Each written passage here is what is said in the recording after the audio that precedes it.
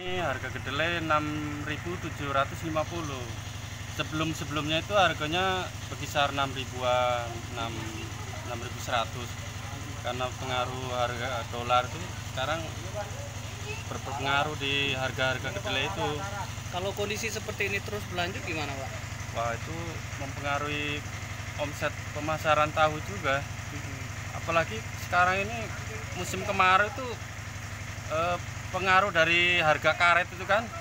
Tahu kita kan ke arah-arah Pangkalan Bale, perkebunan Sumbawa itu. Kalau harga karet turun, otomatis ya mempengaruhi harga tahu.